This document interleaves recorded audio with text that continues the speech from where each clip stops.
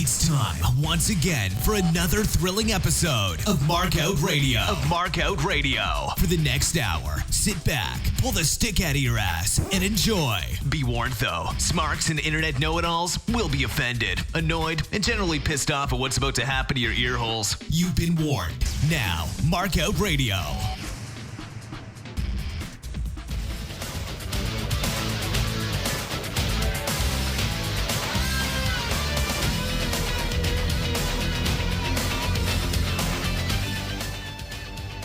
All right, welcome to the show. Your boy Dark Fox here with you again this week.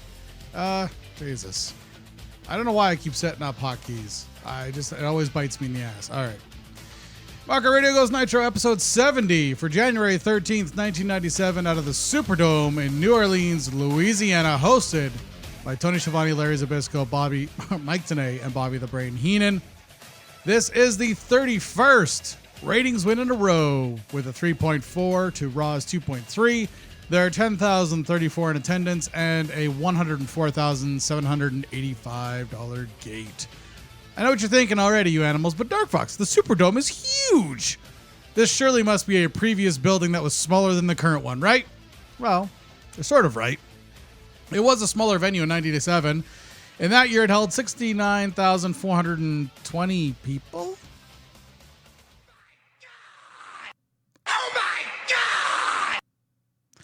I kind of wish I was making that number up, but I had to look it up in multiple places, and it's accurate. 69,420 people. The 90s really were a different time, weren't they? Anyways, you may be asking yourself, why would WCW book a facility that big and then turn around and fill it with 1/7 of its fucking capacity? Well, it's part of Eric's new push for the company. This week and next week, we're going to be in huge venues, and WCW is going to put over those huge venues, and that they're in these huge venues. They're not going to tell us how many people were actually there, how many seats were actually available for sale, and how many they're actually going to sell as far as tickets go versus giving them away. But I will, because I'm an asshole. I don't get a window sit out for that? Really? You're not going to give me nothing? That's what I do. You're not funny. Shut up. Anyways, this is going to be quite a few. There's going to be quite a few of these huge venues this year. Partially fill them, and I'm going to bury the ones that deserve to be buried, like this week when they fill it to 17% of capacity, and then put over other venues that are actually better for the company and the brand. So the question becomes, why put on a show in a venue that you aren't going to fill? I honestly have no fucking idea. They filled the field and the first bowl of the stadium and one long side of the second bowl, and then they were very, very careful with their camera angles. Not unlike what Bischoff and Hogan would later do when they were in fucking TNA together. So, the difference, of course, being that WCW had more money. Now, this is purely a fucking ego thing. It's strictly speaking a gigantic waving your dick around move. And you rent a venue that seats 70,000 people because it sounds like you've got a big swinging dick. Then you put under 20% of the people in those seats, and even when your seats struggle to make it, you can make it look and sound full-ish, even when you play audience noise over a PA system. So fuck it. We've got a 70,000 person venue. We're fucking balling, and this isn't even the worst way that Eric wasted WCW's money. Now, I don't know what WCW paid to rent the Superdome. I can't find anything. I can't find any sources. I can't find any expense ledgers. I did go looking.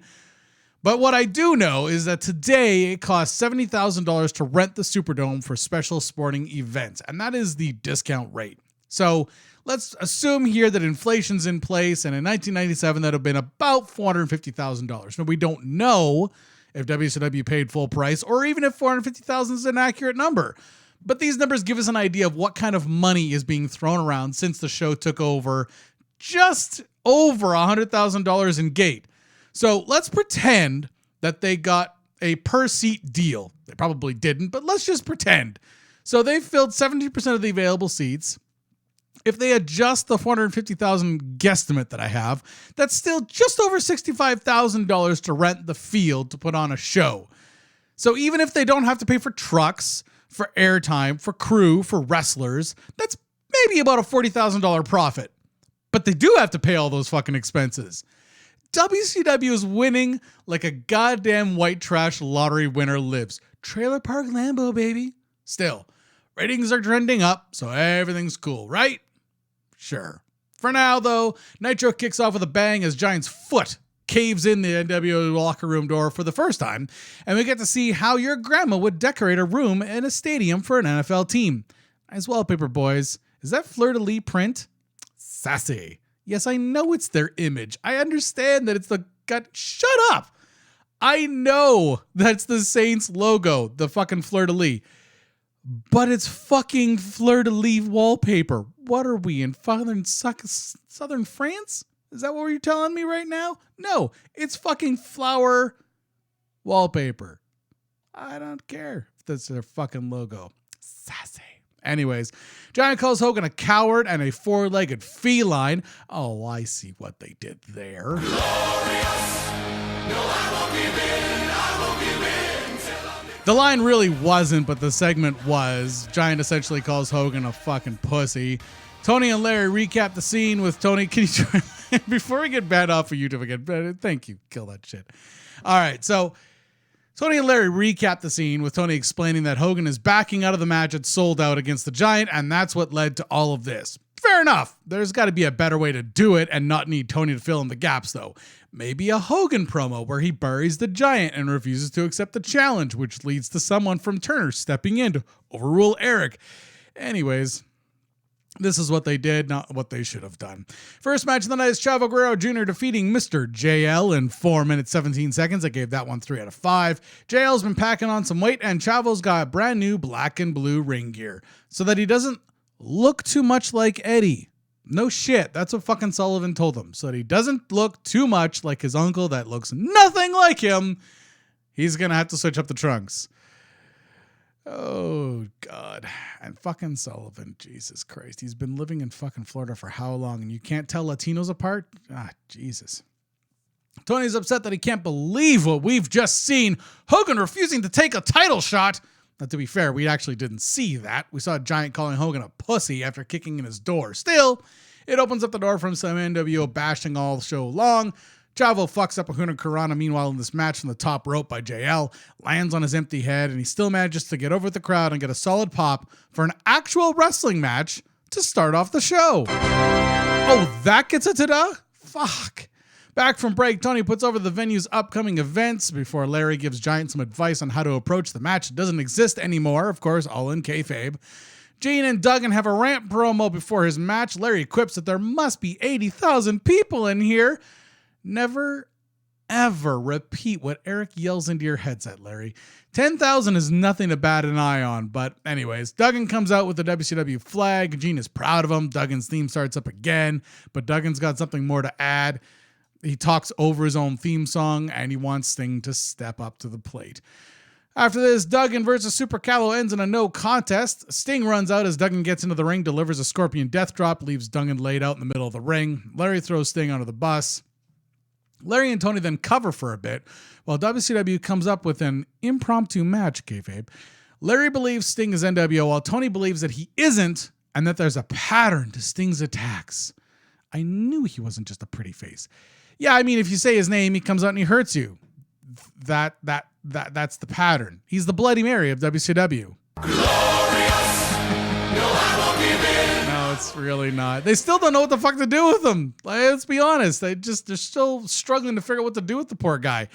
All right, after this, Jericho defeats Sergeant Craig Pitbull Pittman in an impromptu match in 1 minute and 7 seconds. 0.0. Now, in order to avoid talking about this match, let's talk instead about a show that Tony plugs all night long. The New Adventures of Robin Hood premieres after Nitro tonight. Never saw the show and never really gave a shit to look it up. Except that I, of course, had to because I'd rather talk about that than this fucking train wreck of a match. The first 2 seasons of Robin Hood were played by Matthew Peretta, a voice actor and a character actor who played Will Scarlett O'Hara in the Robin Hood Men in Tights movie, if you remember that one. Allegedly, he wanted to get paid more for season 3 and 4. The production did not want to pay up, so they replaced him with John Bradley, a total fucking nobody. And then they put Marion into a smaller push-up bra, hoping to distract viewers from the change in the lead, who couldn't act and wasn't nearly as over as the original. As happened actually a lot in the 90s. Sinbad, Beastmaster, The Lost World, even Hercules. All short-run series that would ultimately die because the leads imagined that they either deserved more money or wanted to get off television to do movies. I mean, for every Xena that was out there, there was 100 of these goddamn shows. Shit! Even something that made a decent amount of money like the Highlander series suffered under the weight of the lead actor getting a big fucking head. Titus also suffered from this phenomenon. So when people say, hey, you know wrestling's fake, I always fucking laugh, because of course it was fake. And so was Xena. I still fucking enjoyed the show. Anyways, all this was a distraction so I didn't have to say that Pittman jobbed fucking crazy to Jericho. It was terrible, and there's nothing to see here. After this Harlem Heat, Booker T and Stevie Ray, of course, with Sister Sherry defeat High Voltage, Kenny Chaos, and Robbie Rage in 4 minutes, 6 seconds. I gave this one 2.5 out of 5. Now listen, every time I see High Voltage, I hope that they get to perform. But then I remember that they look good and they can't wrestle for shit. So ultimately, I'm disappointed a little bit about this match. Although Harlem Heat does really fucking perform and really gives High Voltage a chance to shine, they just don't. Giant breaks into the NWO locker room again backstage. Vince is smiling like a fucking idiot. A nice fanny pack, by the way, Eric. Your quads ain't nowhere near big enough to warrant a goddamn man purse around your waist. Back in the match, Sherry works the crowd like a goddamn pro, making this match way more interesting than it had any right to be. The Heat Seeker finisher from the Harlem Heat gets a huge pop. Rage forgets to find a reason not to get into the ring to save the pinfall attempt, and the Heat get the W. After this, we end up having the NWO sold out promo. Oh, look at that. The championship committee is meeting to make a call on the Hogan Giant match. So really, all we're missing from this program is Hogan or Bischoff cutting a promo denying the Giant a shot at the title. I guess they didn't trust Hogan not to suck the air out of the room. Eric, DiBiase, and Vince come out at this point to take over the announce position. Before Larry leaves, though, he throws Eric under the bus, kayfabe style. Well, kind of non-kayfabe style, and tells him he doesn't smarten up, he's going to be mowing Vern Gagne's lawn again. If he keeps booking venues like this, even Vern won't hire him back. But it still was an excellent line from Larry Zbyszko. Eric throws to the intern's shitty vignette of Sting, and holy fuck, it's bad. I have seen shitty YouTube videos that are better than this. Oh, it's the Sting. I mean, Jesus, holy shit. After this, we get Diamond Dallas Page defeating Mark Starr in 54 fucking seconds. 0.0. Strictly speaking, this is a match, and the match itself gets fucking nothing. Nothing. No goddamn score. But if you kind of think of it more as a promo, then it's fine. But here's the problem, and the reason why this got a 0. I don't actually mind Mark Starr as a wrestler. He's decent. He's a decent worker. He's there to be a jobber, and there's nothing wrong with that. However, the finish here was him literally leaping forward with his neck just stretched out like a fucking ostrich, ready to take that goddamn diamond cutter. Goddamn. Horrible. A horrible finish. But I mean, I guess when you're being told to go out there and job so that Hall and Nash are getting paid a decent chunk of change compared to you, can come out there and do their part, you just fucking do the job, right? At this point, Hall and Nash come out to award DDP his very own sleeveless NWO shirt. DDP gives Nash a big hug, puts on the shirt, shakes Hall's hand, and then yanks him into a diamond cutter. Nash turns around to see this. He runs at Page, who backs up, pulls down the top rope, sending Nash over the top rope. He didn't pull a quad this time, though. But he does crash down on the timekeeper's table and then grabs it and flips it hard into the barricade as he sells the tumble. Now, here's the thing. I'm going to take some other shows to task a little bit here. There is a claim that circulates when people talk about this episode that a kid or a woman or both got hit with the table at ringside. Now, in chat, pay attention. There is a still image of Nash flipping the table over. As you can see, I'm going to try to put my cursor over here. Can you see it? Yeah, there you go. As you can see, there's a dude here holding his whatever, the person next to him back a little bit. Over here, though, it kind of looks like a kid got whacked in the head because it looks like the legs are over and there's a bit of a leg here. So maybe the kid got creamed, right? Well, let's look at the next slide, shall we? Thank you to producer boy. Look at the kid. No, a kid that size would be crying or upset, but dude is looking at the person that he shoved out of the way here. Now, the story. Because that I'm going to tell a fucking story here because I just can't help myself. Now, here's the story and why it gains traction. Because people hate Kevin Nash. And there's nothing wrong with hating Kevin Nash. I understand. I don't myself, but I understand where you guys are coming from. Now,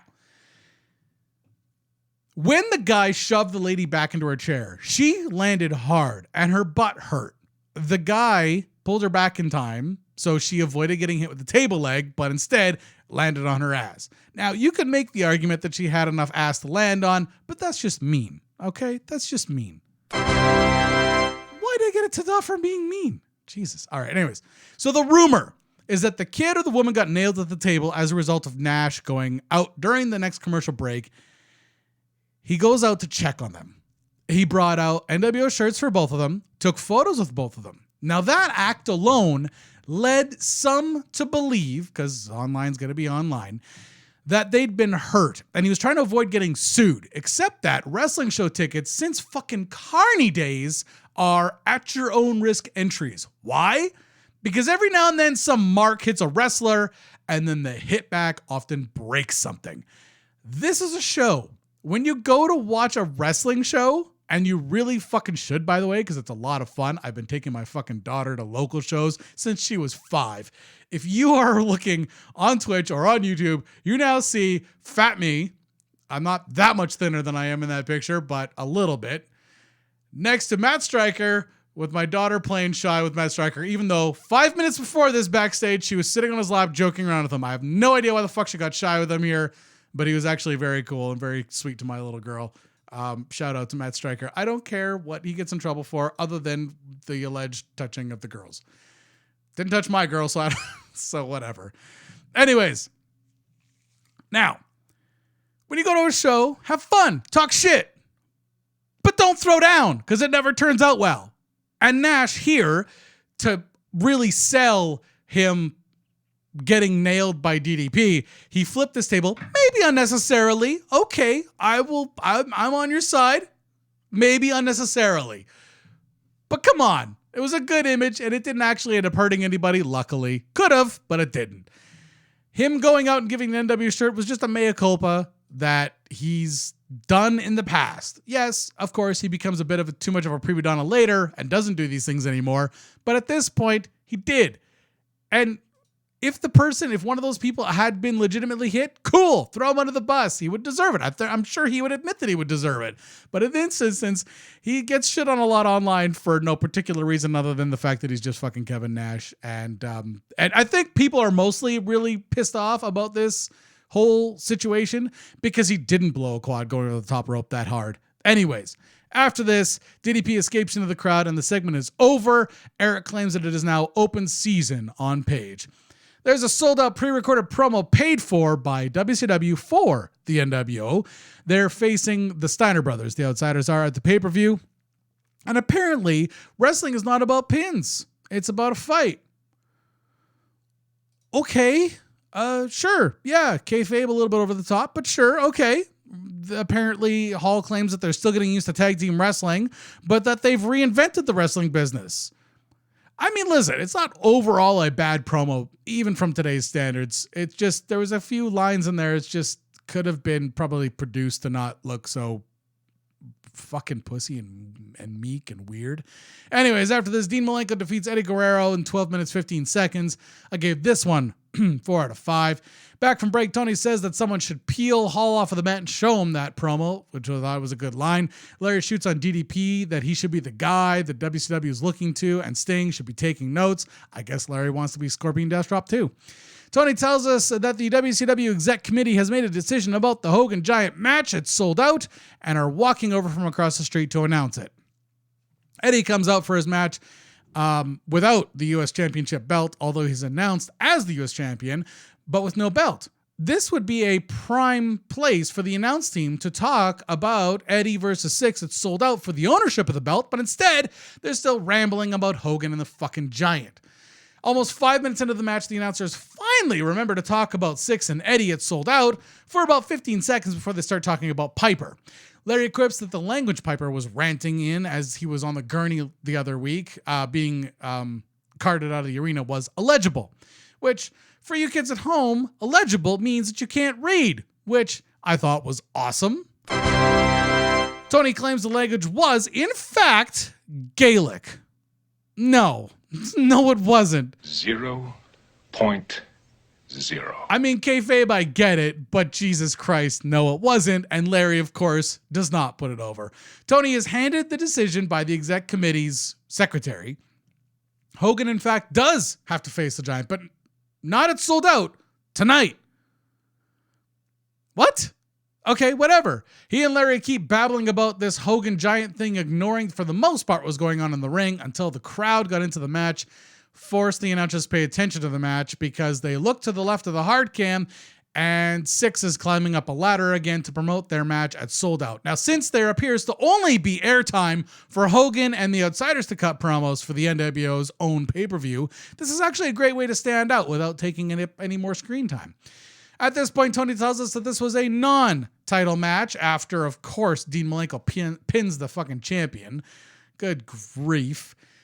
We eventually get a Sony PlayStation replay of the final moments of this match, delayed for a while, I guess, while the production team pulls their heads out of their asses. After this, hour two kicks off with Tenay's mic being low, so I guess their heads weren't out of their asses. Then we get a recap of Giant busting in the NWO's door at the beginning of the show. Tony tells us that Hogan must face the Giant tonight, so I guess this is a reminder because it's the start of hour two. After this, Konnan defeats Super Calo in 2 minutes, 59 seconds. I gave that one 3 out of 5. Since Calo couldn't have the match earlier with Duggan, he gets kayfabe booked into this match against Cholo Heisenberg. Konnan legit wearing running shoes, although this is fairly common these days. Back in the 90s, you wore wrestling boots. Some guys could get away with wearing amateur wrestling shoes and kick pads, but running shoes just weren't used, mostly because the bottom of the shoe is hard, and you'd want to avoid hurting your opponents on purpose that way. Most of the people that use running shoes don't have a lot of kicks, with the exception of fucking Kofi Kingston. I still don't understand how the fuck he gets away with wearing running shoes when he does super kicks all the goddamn time. That would fucking hurt. Actually hurt. Calo botches a crossbody and Konnan just no-sells it, then finishes the match with a cradle suplex. Is anything more cringe-inducing than an old white southerner saying "Viva la raza"? I guess a white Canadian rapidly approaching midlife is also pretty bad. Thank you, producer boy. After this, Jeff Jarrett defeats Chris Benoit with Woman at his side in 3 minutes, 33 seconds. I gave this one 4 out of 5 as well. Benoit and Woman come out. Heenan draws attention to the pearl necklace that Woman is wearing. Fucking hell. Jesus, a pearl necklace. What? My producer looks confused. Why would I bury a pearl necklace? Really? All right, kids. So pearl necklace is when you're having sex and you pull out just before, I was going to keep it PG. Calm down. Anyways, just before you come. Don't even. Thank you. You pull out and instead you finish on the person's upper chest. Because they're lying down, it rolls down their neck, kind of looking like a white necklace of spunk. That's what I do! Another Sullivan promo follows this time in front of what? You wanted to know what it was called. What do you want from me? Oh, I'm teaching kids on Twitch all kinds of shit. Another Sullivan promo, this time in front of a chessboard set up to start a game. Now, if this program is legit a chess match, and as Sullivan's been claiming for weeks, why has the game on the board in front of him not fucking started? They're set up like it's the start of a game. Anyways, he's not going to talk. Talk is for lovers. While cutting a fucking promo while talking. Holy shit. Okay. Holy fuck is Kevin Sullivan crap at his job. Anyways, he's going to put over next week in Chicago. No fucking idea what's happening next week in Chicago. Maybe he'll do another super awesome promo where he has a chessboard where it's all set up like the match hasn't even started yet. Jesus. Like last week he claimed that he had Benoit in check. Benoit fought back saying that he had him in checkmate. So why are the pieces in the beginning? Why the fuck is going on here? But they are going to face each other in Wisconsin in a Falls Count Anywhere match at the Clash. That's going to be awesome. Jarrett is getting a ton of heat in this match and working the crowd for even more heat. During the match here, Mongo, Deborah, and Arn come down to ringside, drawing the crowd and the announcer's attention. Tony mentions that he and most people thought that Arn had quit the Four Horsemen last week. But here he is, causing distraction to allow Mongo, to hold the tights of Jarrett.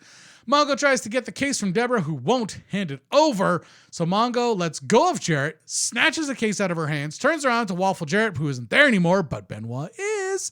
Benoit goes down, Jarrett pins him, gets the W. Now listen, I'm a fan of slow-mo replays. The problem is that when you do slow-mo replays in wrestling, they don't often turn out very well. And the slow-mo replay of the McMichaels fighting over the case was not a good decision. Anyways, post-match, Gene and the Horsemen have a rant promo. Benoit's promo is fucking gold. I couldn't possibly do it justice. Basically, it boils down to woman is a natural beauty and Deborah's made of fucking plastic. Mongo apologizes for dropping the ball this week. Benoit demands to know where Flair is. Arn says that Flair wants nothing to do with this personal stuff, which of course he doesn't.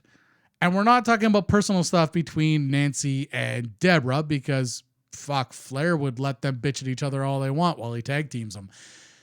But here's the thing. Flair actually is not comfortable with the Sullivan-Benoit gimmick. He doesn't like it at all. He doesn't want to be there at all. You can see in his promos leading up to this that he dances over it the whole time. The closest he got to fucking around with this whole program was when he basically said that Sullivan sucks as a man and that Benoit is a better man and should bang Nancy all he wants, which is on brand for fucking Ric Flair. So if he was taken to task by Sullivan backstage, that would explain why he wants nothing to do with his goddamn promo anymore. Now, further to be fair, Flair will bang just about any fucking ring bunny he can get his hands on, including wrestlers' wives. But he's always refused to turn it into a program because it never works out. Everyone just gets uncomfortable. Things turn into a shoot too easily. And I can understand where he's coming from. This whole fucking thing, even without the Benoit Nancy murder-suicide shit, it's fucking uncomfortable to watch this shit. It just is. It's not even entertaining to watch in soaps. Your grandma watches it because she's fucking losing her mind. All right? Jesus. I'm sorry, but it's true. It's sacrilege. It's train wreck. It's horrible, horrible shit. Benoit gets the stick back and he wants to see these personal attacks stopped by Deborah. Arn's frustrated and he's got a match with Rick Steiner later tonight and the promo ends. After this, Scotty Riggs defeats Billy Kidman in 2 minutes 16. Oh, shit. I thought we were done with this fucking theme song deal. I foresee a banning coming in my future. No, I don't think Twitch is going to do it. I think fucking YouTube's going to do it again. Well, they're very litigious. Turn it down. Thank you. Anyways, the match is 2 minutes 16 seconds long. I gave it 2 out of 5. Kidman comes out still looking like a greenhorn. Riggs comes out to the American Meals theme song. American males. Thank you. American males. American males. American males. Anyways, he's cutting a promo on Bagwell on the ramp into the microphone on the live cam. They have a match that's sold out. This would have been the perfect time for the announcers to tell us that, but eventually they get around to it as the match goes on. Bagwell comes out. If they want to talk to you, you better not listen. God, Jesus. Anyways, Bagwell comes out. Can you turn this shit off? Thank you. Bagwell comes out to the ramp to put over this feud, claiming that Riggs is fat and he is buff. This is the first time that Bagwell's starting to call himself buff, meaning as he goes forward, buff Bagwell and buff the stuff and all the other fucking lame ass shit that he gets into. Post-match, we go to the announce position to keep talking about the Hogan Giant bullshit. Heenan pours some water on his hands to put over that Hogan is sweating to have to face a Giant.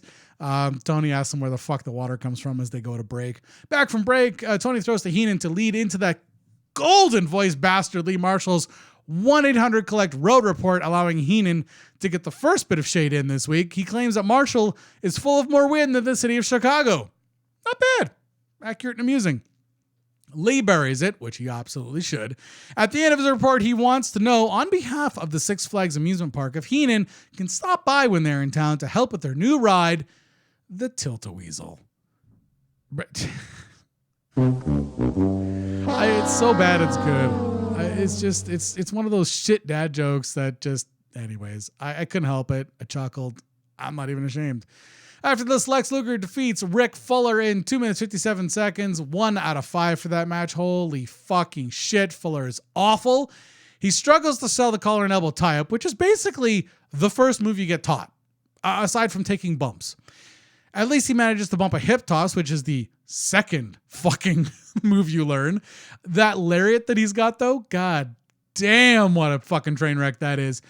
The announcers keep putting over Luger's new winning streak and the new direction of Luger as a wrestler, but he's getting worked over by a fucking jobber for the first minute of this match. I was actually confused as to why the fuck WCW would book Fuller in this match with how horrible his goddamn offense was. But then it became clear, as when Luger turned things around and started selling the offense, holy shit, Fuller can actually take bumps and look good taking bumps. He just can't perform any offense, so 1 out of 5. Post-match, there's an in-ring promo with Gene and Giant.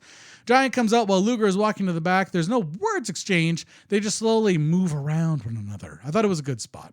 Rick Steiner defeats Arn Anderson via countout. 3.5 out of 5 for that one in 2 minutes, 59 seconds. Steiner's bringing back the dog collar and chain leash gimmick, which I've always enjoyed, and I have no idea why. Arn starts calling for the Horsemen to come out as the match progresses in not a pro-Horseman direction. Eventually, Tenay lets us know that there's a closed-door, heated argument going on between Benoit and Woman and the McMichaels. So no one's coming out to help Arn anytime soon. If only one of those TVs in there they could watch at an angle to know that Arn needed them. Arn can't cheat, so he's going to walk out on this match and give Rick the W. Post-match, there's an in-ring promo with the Steiners. Scott does the heavy lifting here and does a decent job of putting over the feud with the Outsiders and responding to their promo. After this, there is a sold-out promo with a match list with Hogan and Giant as the lead match. And I actually thought it was clever that there was a listen up, card subject to change thing at the bottom left, a little scroll, which was a nice touch, fairly common in wrestling, and even without the shenanigans tonight, it was a nice touch. After this, the main event, Giant defeats Hulk Hogan with Ted DiBiase in his corner. See, that's what the fucking match rundown says, but the whole fucking NWO is out there.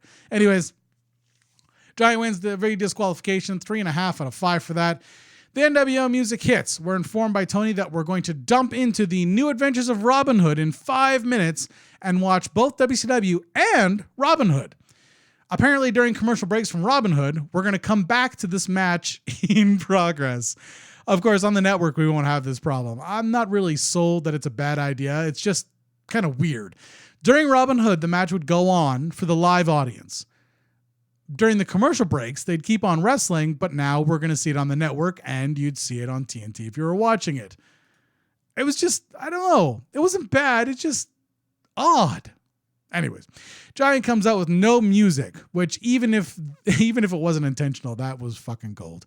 Hogan cuts a pre-match promo that gets interrupted by Giant grabbing Hogan by the neck from inside the ring to Hogan being outside on the ring. He drags him into the ring and body slams him.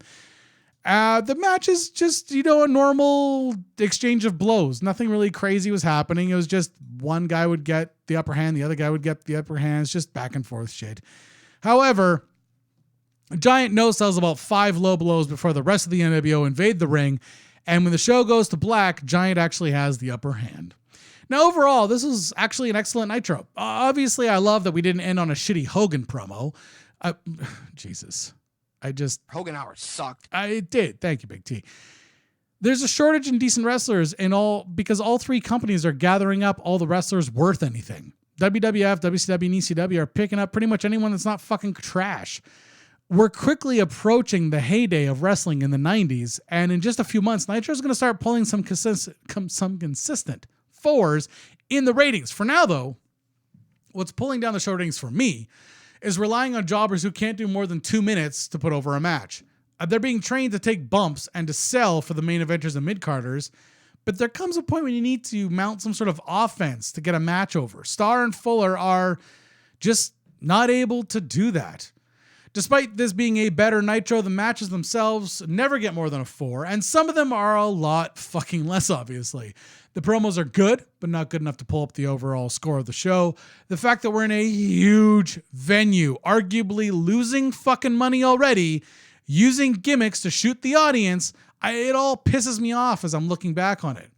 But at the time and in the show, it looked good on TV. So they did succeed in making the venue look like it was full. But that doesn't pull up the score much either, since there were quite a few instances of obvious crowd noise being played over the PA system. At this point, selling out a venue with a roster of wrestlers this fucking stacked is to be expected. We're not going to celebrate sellout venues when we've got this many millionaires in the fucking company. This week, Nitro rates another 3.5 out of 5. Well, that was an abortion of a show. Should the mood take you, check out markoutradio.com and leave a comment. You can also find links there to our Facebook, Twitter, YouTube, and Stitcher channels. You can even leave a voicemail on our Skype. Just click the links and share them.